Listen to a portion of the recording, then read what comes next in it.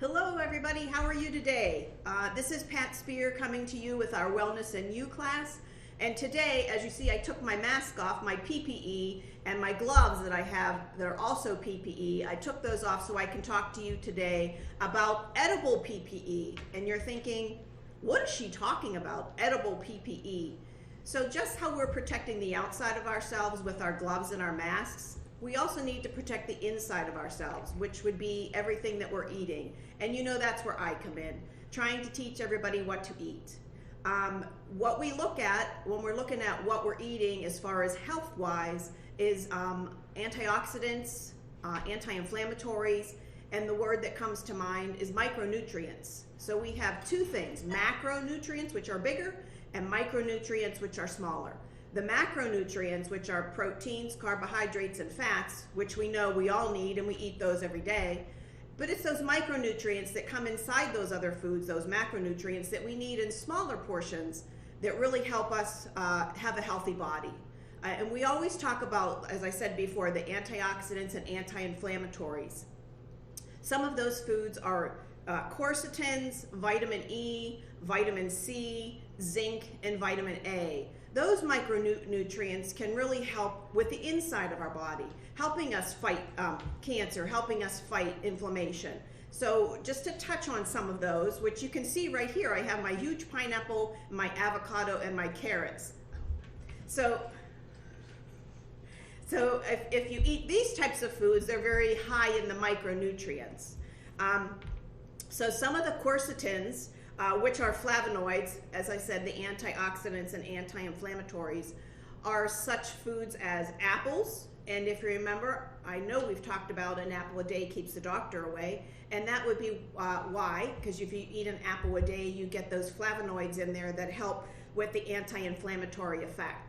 So apples, asparagus, blueberries, celery, cilantro, cocoa powder, if you're making anything to use that in your cookings, cranberries, green chilies, kale, okra, onions, radicchio, red grapes, strawberries, and watercress. So those are all the quercetins. So if you eat those, that's helping with the anti-inflammatories. The same with vitamin E. Vitamin E foods such as almonds, beets, broccoli, nuts, peanut butter, pumpkin, red bell peppers, spinach, sunflower seeds, turnip greens, and vegetable oils. So trying to get enough of that vitamin E in as well will also help with antioxidants and anti-inflammatory, or to help with that.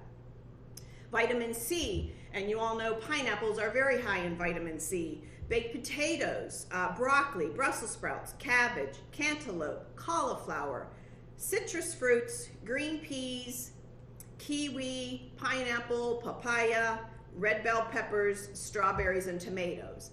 I know some of these items you can get at the grocery store. I know Patrick does his best to have them on the menu. I've seen his menus. He does try to make colorful items, which we know the more colorful your plate, the more macro and micronutrients that you are getting. Plus it looks nice and you're getting a lot of nutrition out of that. Another part of the micronutrients is zinc. And I know a few years ago there was a cold tablet that was out that then promoted zinc. It was the highlight. I'm not even sure how many years ago. So everybody's high on zinc now. So zinc to help battle those anti-inflammatories and for colds and for your antioxidant comes in. So zinc is in Alaskan king crab, baked beans, beef, clams, dairy products, flounder, green peas, kidney beans, lentils, lobster. I know there was just lobster on the menu. Nuts, oat bran, oatmeal, oysters, pork, poultry, pumpkin seeds, and white beans, excuse me. So to get your zinc in, eat those foods. For vitamin A, which we all know is good for the eyes, as you can see I have some carrots right here, so we all know vitamin A is in the carrots. So if you think of anything orange as well, cantaloupe, mango, apricots, your baked beans, your liver, beef liver, kale, parsley, pumpkin, red bell peppers, spinach, summer squash. So those all have the vitamin A in them. So it's good to have a variety of foods, as you see with all the foods that I listed there, very colorful foods, a variety of foods to help you get those micronutrients in, to help with that edible PPE that's going to help internally. These help externally. We want to make sure that internally you're getting the right foods to eat and helping yourself.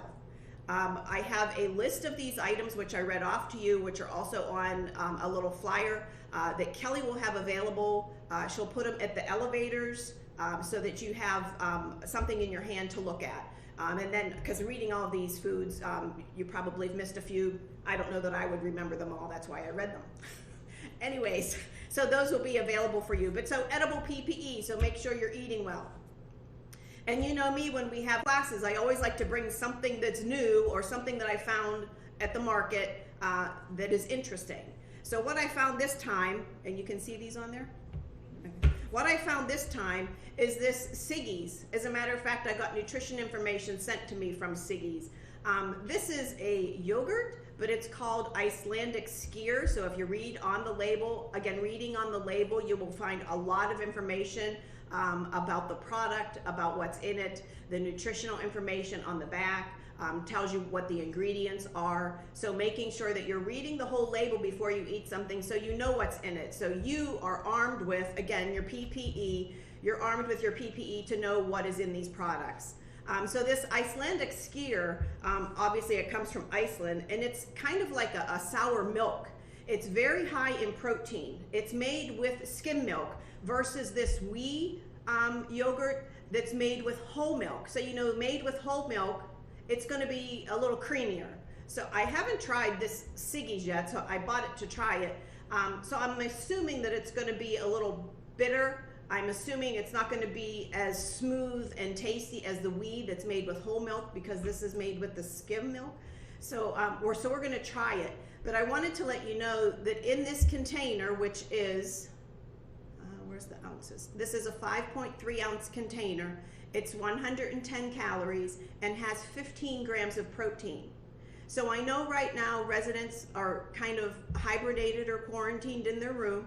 So you still need to make sure that you're getting enough protein in. Making sure that your muscle mass is staying muscle mass. So you have to make sure that you are exercising. You are getting enough protein to continue making muscle and keeping your muscle.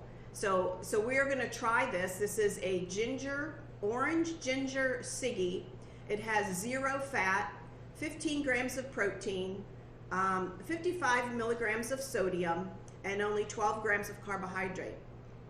And it does say on here live and active cultures, so that's something that we always want to see when we're looking at yogurt, to make sure that there are those cultures in there.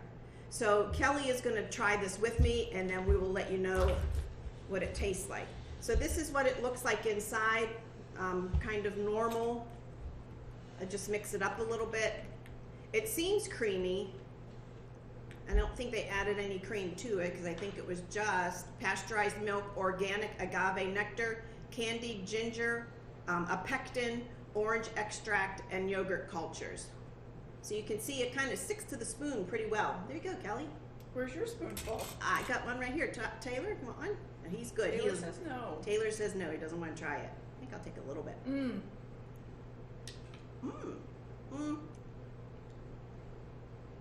It's a little bitey. You can taste the orange. What do you think? And the ginger. And the ginger. Not bad though. Not bad. I mean, again, it's like, I know when I started taking the Greek yogurts, it's just something that you really have to get used to eating. Like, you could add a crunch to this, a granola, or you could add even more fruit to it if you wanted to. More sugar. Or, yeah, more sugar for Kelly. You know, she likes her sweets. She'd probably say put frosting on it, and then she'll eat it. Right. But not too bad. It is really creamy. I didn't think it would be that creamy. I know this wee one. You can put your spoon down. Here's a spoon for you. This wee one is 5 ounces, similar in size, but only has 5 grams of protein. This has 170 calories versus 110 calories. So we know we're getting 60 calories more, probably just from the fat, and probably a little carbohydrate as well. But this one, this is vanilla, and it's pretty solid. Looks so like you could stick a candle wax down in there and it could be a candle. It does. It does. That's what some people probably use these jars for. You can sell these jars on eBay. I saw it last night. Oh. This is a little lighter and a little creamier. Not as thick as that. This one's delicious. That is good. Mm-hmm. It's That is very good. So this is the Wee yogurt, O-U-I. That's the French one. And this one is the Icelandic Skyr, S-K-Y-R, in case you wanted to look it up. It's kind of interesting. But just a couple things you can find out there, find at the supermarket that are kind of newer or interesting to you to find out what they are. Take them, buy them, look at them, read the label, see what it says. Try to find out what's interesting about them, what it would go with, how to include it into your diet, how to get all this edible PPE, foods that are good for you.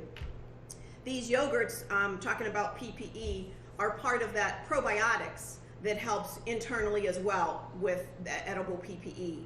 So eating, making sure you're going out and exercising, getting some fresh air, trying to keep yourself healthy during this time. Don't forget to wear your mask, but make sure you eat your edible PPE. So I had this thought while you were talking about vitamin E. Uh-huh. And you said vitamin E is in vegetable oils. So I had this thought that if I'm running low on vitamin E, that perhaps I could make myself a pan of brownies that has vegetable oil in it and get my vitamin E that way. What are your thoughts on that? My thoughts on that is you're defeating the purpose.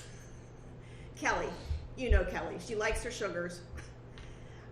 Sure, using oils that way could be better for you health-wise as far as cholesterol and things like that, yes. And if your brownies turn out good with the oil, sure. You might even better off using like an applesauce and trying to get that vitamin E somewhere else. But you might have a better product with that brownie. But if you wanted to use the oil, you go right ahead and do that. And if it works out, I'd say go for it. You get your vitamin E. Thank you, Pat Speer, who's the registered dietitian. She doesn't mention that, but Pat Speer is a registered dietitian. So this is coming from a good source of knowledge. We try to live by what we talk about.